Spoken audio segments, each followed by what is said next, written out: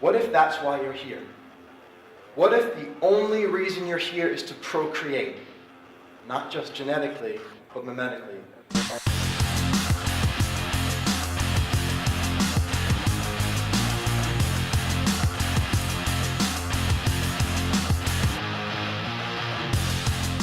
So it might sound weird, it might sound irrelevant, but hang with me, because it's so relevant. And what I want to share with you isn't about me, this is about you. And this is so relevant to this, lifestyle design, to living from the inside out. So, I got married like 2.5 years ago. To my wife's name is Kalpna, she's British Indian. And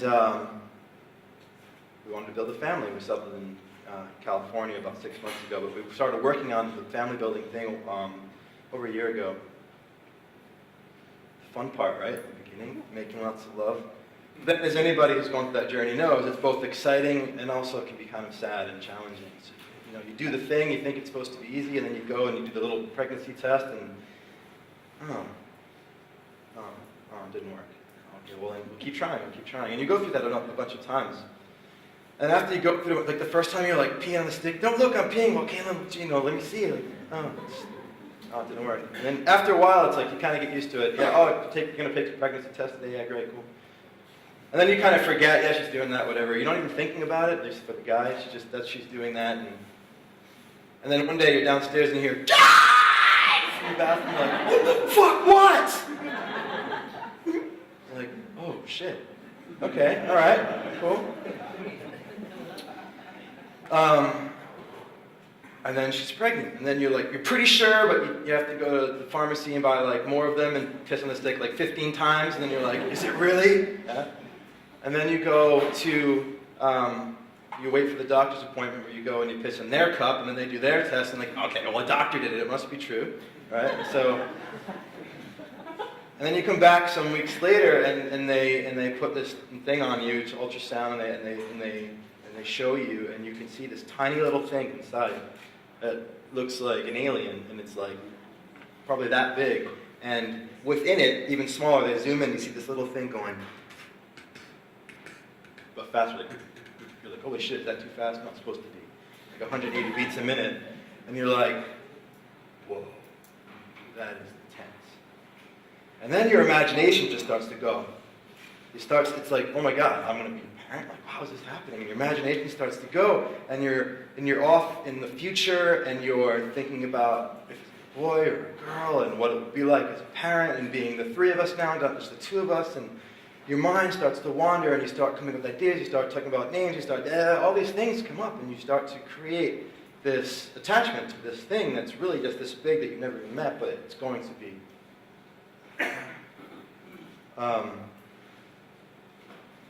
In March, we were about 13 weeks into this journey, and we were out with some friends in south of England, staying with them. And I did my shower, went downstairs, and Calvin hadn't come down for breakfast yet, so I went back up, and she was frowning, and she was in bed, and I was like, what's the matter? She said, I'm bleeding. And I said, is that normal? I don't know. So I jumped on Google, and that sucked. Started Googling, and it wasn't a good sign. But called the doctor, and in the U.S., because we were living in the U.S. at the time. The U.S. doctor was like, you should go to the hospital and just get it checked. I'm sure it's fine. It's okay, fine. Just started to get nervous. Went to the hospital. Doctor's like, it's probably fine. It's normal. But we'll just do a scan just in case, since you're here. We'll just check it out, just to confirm. So we go into the room, and we sit down in front of this machine with this doctor. The last time we'd done this, it was really exciting. And we're sitting there, and we're like, hey, it should be fine. He's saying it should be fine. Let's just get through this. And I'm holding her hand, and we're looking at the screen, and he's looking at the screen, and I'm just watching him, not watching the screen, because I don't know what to look for. And his face starts to lose the smile a little bit, just starts to relax. And then I notice him swallow, and he's not moving. And I say, what's going on? And then I notice him take a breath, and he's not moving. And then I notice him swallow. And he starts to shake his head a little bit, and he looks at me. And when you turn the faucet on in the morning for the first time you've seen water that day? That's what happened to my eyes in that moment. I've never experienced crying like that before. It just exploded out of my face and my wife's. And we were distraught. We were distraught. We lost the baby at 13 weeks. And that was finding out we lost the baby. I didn't know that you can go through labor at 13 weeks for hours and hours and hours. And that's what we did. I held her hand, and it was fucking hard. And it was the hardest thing I've ever experienced. And it hurt. And she's like, I'm never fucking having kids ever again. This is it. And it was crushing. And life goes on, and life went on, and time went on, and that I'm never having kids again thing went to, well, maybe to, well, yeah, I want to, but not yet, to, well, at least we'll stop using condoms or whatever, and we'll see what happens, and then suddenly, God! Shit, what? I'm pregnant. What? What? No, what? Oh, you're pregnant again. Okay. Whoa, cool. All right, well, we're not going to get too excited, not too attached. We're going to keep it calm, keep it cool, act like robots. Like we're not really pregnant. Just pretend we're not attached. But of course, you get that way again. You go down the path, and so now we're 32 weeks into her pregnancy. So Josh, if you can show the first slide. This is that's my unborn son. That's at 20 weeks. So we're feeling really good, we're confident, we're happy. I mean, the fact that I'm here when she's 32 weeks pregnant is kind of crazy, but that's another testament to how beautiful this event is and why I wanted to be here. Why am I telling you this? How is this relevant? Well, let me share how for me it is. When I was in science, I grew up Catholic, and then as soon as I was old enough to not go to church, I stopped because I was so into science and logic and reason, and I was one of those people that was hardcore evolutionist and God is dead, and the kinds of things I would say were the purpose of life is to procreate. It was that's why we're here. That's it. We're just these physical, biological things that are born to the world, and we're supposed to have sex, make more, and die. That's it. That's the purpose. And I actually still believe that, but I've expanded that a bit now to mean more than just creating these beautiful things. These beautiful things, right? I am bowing down to all of you women who do this, by the way. Fucking hell. Jesus.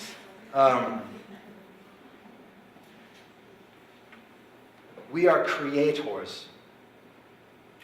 That is what we are. You, every single one of you, is a creator.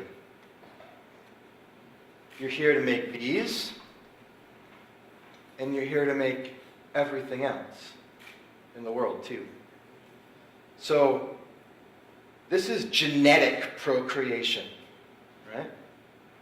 Even without thoughts and thinking and language, we can make these.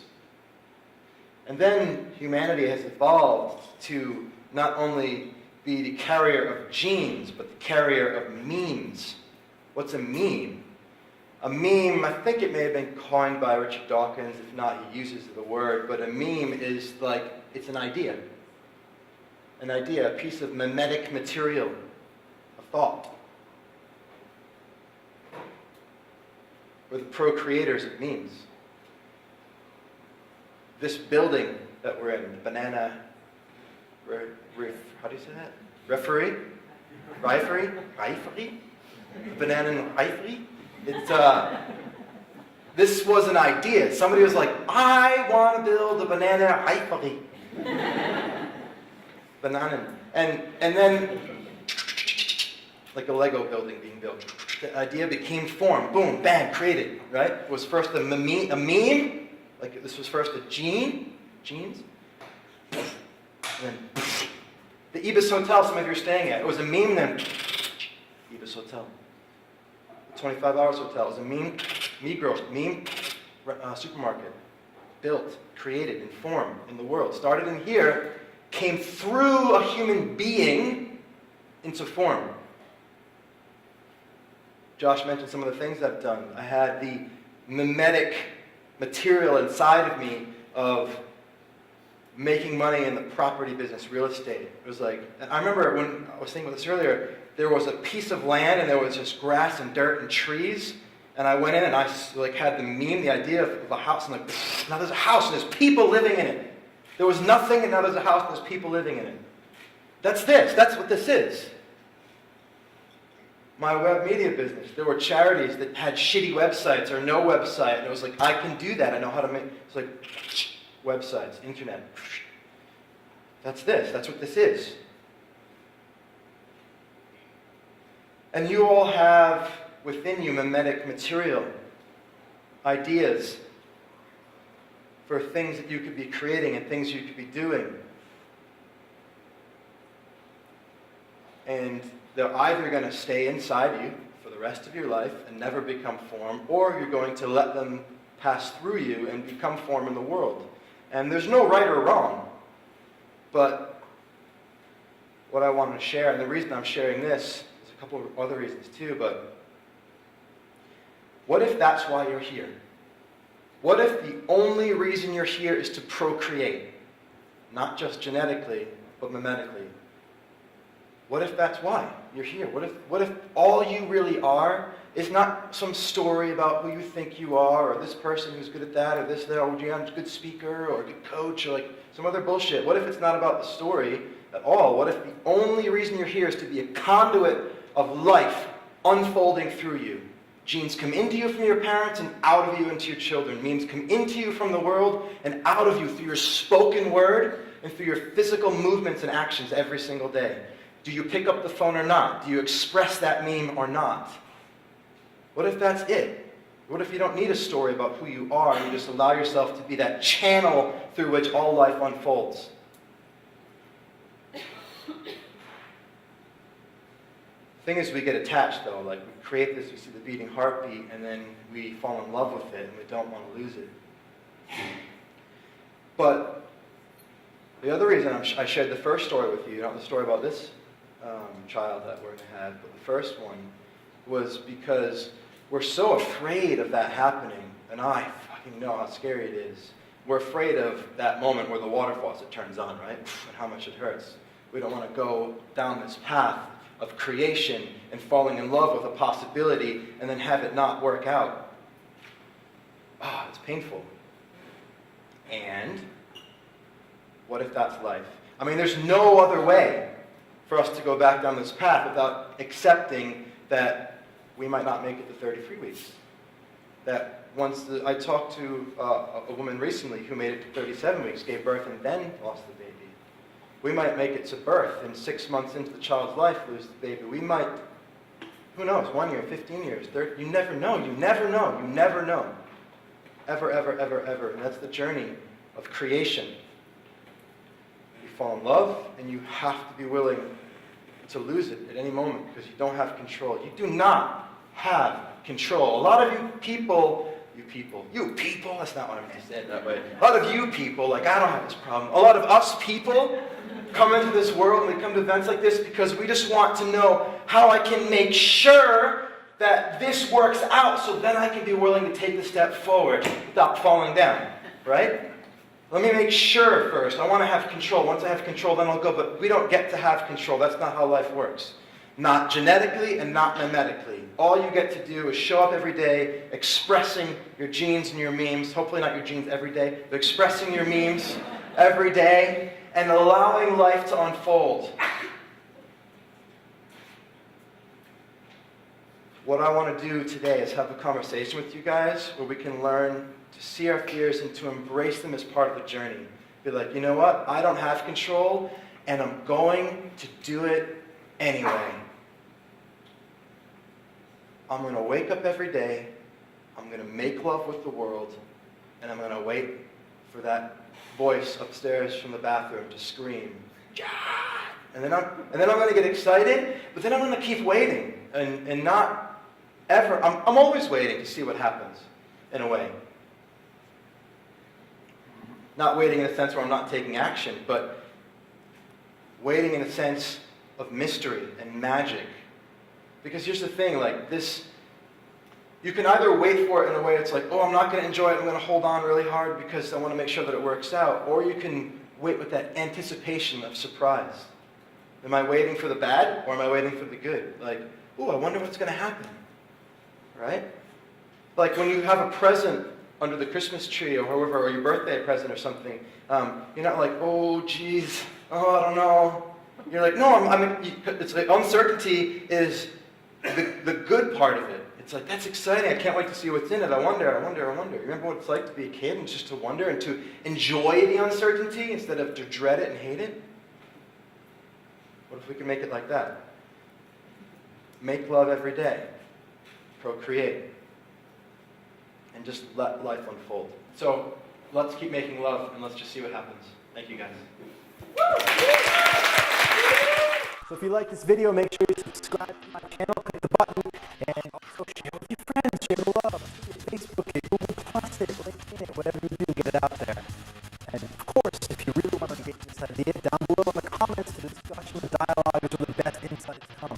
Challenge me, ask me questions, and we'll get back to you. Your ideas, your comments help me create more videos. Finally, if you're interested in learning at all about what I do, my personal coaching for leaders, artists, musicians, solidified, and anybody who's a creative force in the world, creating their own things, check out my website. Also, if you're a coach and you want to learn more about my apprenticeship or learn more about how I create coaching clients,